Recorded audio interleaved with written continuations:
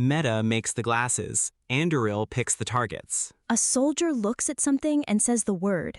And that's the strike. They're calling it optimizing the human as a weapon system. The hard problem Meta spent years on, glasses light enough that you forget you have them on, turns out to be exactly the hard problem for a weapon system. The form factor isn't incidental, it's the whole point. Because you can't ask a soldier to wear something bulky and slow. The whole point is that it disappears. You look at something, you speak, and the system acts. The glasses are almost incidental to what's actually happening. Which is that a drone is watching the same thing the soldier is watching in real time and waiting for a command. The phrase they use is optimizing the human as a weapons system. That's not a metaphor. That's the design brief. The human body becomes an input device. Eyes for targeting, voice for authorization. And there's something specific about voice that matters here. Voice commands feel natural. You don't have to think about the interface, which means the friction between a decision and its consequence gets very small very fast. The distance from "I see a target" to "I've ordered a strike" collapses to about one sentence. Anduril has been building the back end of that sentence for years. Drones, underwater vehicles, surveillance systems. What they never had to solve was the front end, how to get a computer to understand what a specific human is looking at in the field in real time. Gaze tracking is genuinely hard. Your eyes move constantly in ways you don't control. Building a system that knows the difference between glancing at something and targeting it, that's a serious engineering problem that consumer AR has been grinding on since the early Ray-Ban Stories work. So Meta brings the hardware intuition, and Anduril brings the weapons infrastructure, and suddenly the gap between a consumer product and a battlefield system is mostly just software. That's the part that's easy to miss. The components aren't new. Smart glasses exist, autonomous drones exist. The integration is what's new. And integration is exactly what both companies are good at. Meta integrates hardware and software until things feel seamless. Anduril integrates sensors and weapon systems until they feel seamless. Put them together and you're building something that feels seamless in a context where seams used to slow everything down. They say it's years from deployment, which is true, but the question of whether this should exist is usually easiest to answer before it does. There's a robot called LEQ. It sits on a counter, it moves slightly, it talks to you, and it got a woman with Parkinson's disease to start exercising again. Her family couldn't do it. The people paid to take care of her couldn't do it. The robot did it. Which sounds like a punchline until you think about why. If your daughter asks you to exercise, there's 50 years of relationship in that request. Guilt, history, love, it's all in there. The robot just asks, no weight attached to it. And apparently that's the difference between no and yes. There's something researchers call social pressure, the invisible weight that comes with every request a person makes, shaped by the whole history between you. With people we love, even a gentle nudge can feel like judgment. The robot isn't judging you. The robot has never been disappointed in you. And it will ask again tomorrow exactly the same way. LEQ is made by a company called Intuition Robotics. It's not humanoid, it doesn't have a face in the traditional sense. It's more like an expressive lamp that talks, and that might actually be the point. There's a concept called the uncanny valley, the eerie feeling you get when something looks almost human but not quite right. LEQ sits deliberately on the other side of that, just human enough to feel like a presence, not human enough to carry expectations. The people using it report feeling less lonely. They do more physical activity. Some of them talk to it for hours. And the family members feel less guilty because something is there. That's the part that doesn't quite resolve neatly. We built something to fill a gap in human care, and it turns out it fills the gap better than humans do in certain specific ways. Which tells you something about the gap. The attackers didn't break down the door. They walked in with a teacher's login, a free account probably phished weeks earlier, meaning someone tricked the teacher into handing over their password, and then just started taking things. 3.65 terabytes.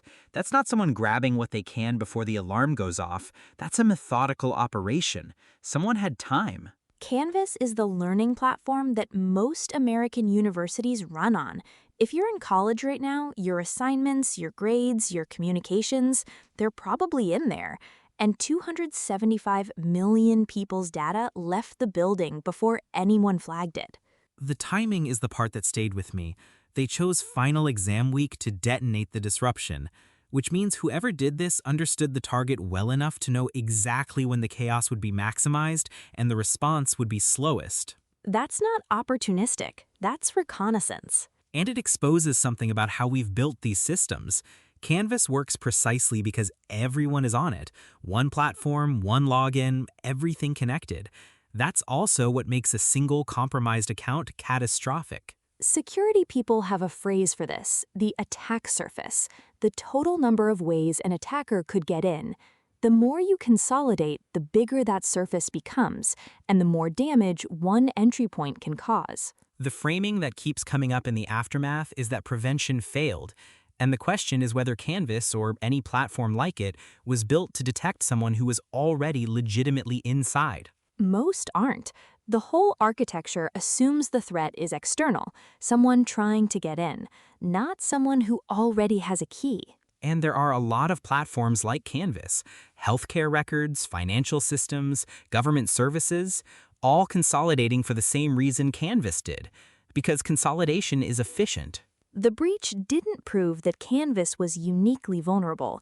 It proved that every platform that consolidated for the same reasons Canvas did is running the same risk. They just haven't been chosen yet. Before we close, a few more worth knowing. There's a telescope in Chile called the Vera C. Rubin Observatory. It's not even fully operational yet, still running test images, and on its very first night of practice data, it accidentally photographed a comet from another solar system. Nobody knew that at the time. The comet wasn't announced for another 10 days. Researchers only found it by going back through the practice frames after the official discovery. A telescope that wasn't even open yet, taking practice shots, caught something that traveled here from another solar system entirely. And once Rubin is fully running, it'll be watching so much sky so continuously that finding interstellar objects goes from a lucky accident to just Tuesday. We don't know what else is in those early frames. A psychiatrist in Melbourne is turning away new patients who won't consent to AI transcription of their therapy sessions. So the most sensitive conversation most people will ever have, what you tell a psychiatrist, is now, for some doctors, conditional on letting a machine record it. 2 in 5 Australian GPs are using similar tools now. That number doubled in a single year. And the question nobody has a clean answer to is who owns that transcript? The patient, the doctor, the software company, the server it lives on? A therapy session isn't a billing note. It's not a prescription. It's someone telling a stranger the thing they haven't told anyone. And somewhere in a data center, that conversation is sitting in a file.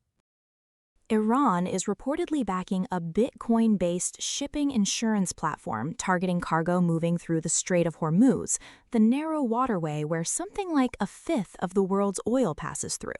Bitcoin is a currency that no single government controls, which means it can move across borders without going through the international banking system. And that's exactly why sanctions, which work by cutting countries off from that banking system, don't touch it the same way. The platform is designed to collect over $10 billion from cargo operators, using crypto to do what the global financial system won't let them do with dollars. Whether it actually works is almost beside the point. It's a live test of whether Bitcoin's architecture holds up against the full weight of international enforcement. And every government watching this is running the same calculation right now. Tomorrow's gonna be a good one. We say that every day. We're right every day. See you then.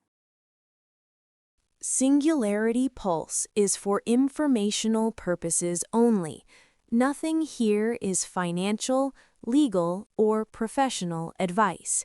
Views expressed are our own. I'm Knox. Every Saturday on Pulse Deep Dive, one story told in acts.